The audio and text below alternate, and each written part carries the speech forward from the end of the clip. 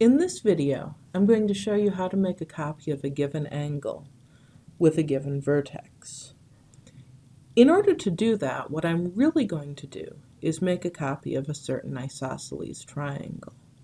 Let me show you what I mean. In order to construct an angle with vertex A prime, well, first I need a ray with endpoint A prime. So I'm just going to put my ruler, anywhere, and draw a ray with endpoint A prime. Now I need to copy this angle to an angle with A prime, to an angle with this ray as one of its sides. In order to do that, I'm going to draw an arc that cuts across the given angle at whatever radius. Notice, if I take this point and connect it to this point, I get an isosceles triangle. I'm going to copy that length onto A prime and draw that same arc again. Okay, now what?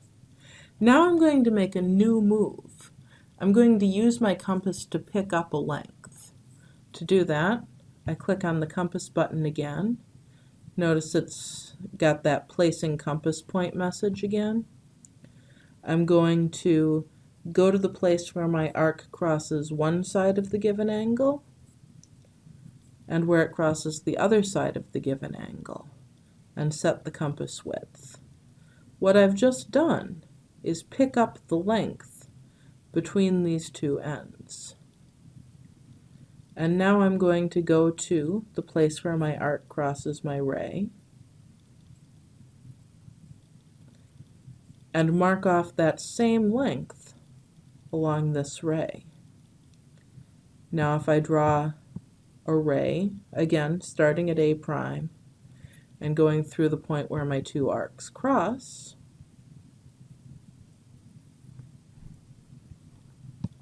that looks like I got a copy of the given angle. What's really going on if I connect these 2 points?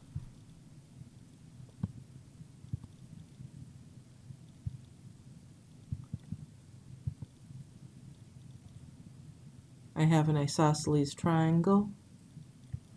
If I connect these 2 points, I also have an isosceles triangle. And notice these two short sides are the same length as these two short sides. This long side is the same length as this long side. I'm going to just show you the process again, and also I'm not going to draw in these line segments because they're not part of it. They're just there to let you see the triangles. What's the process? First I draw a ray with endpoint A prime going in whatever direction, it doesn't matter. Now I take my compass and set it to whatever width and draw an arc cutting through both sides of my given angle and draw an arc of exactly the same radius of about the same length.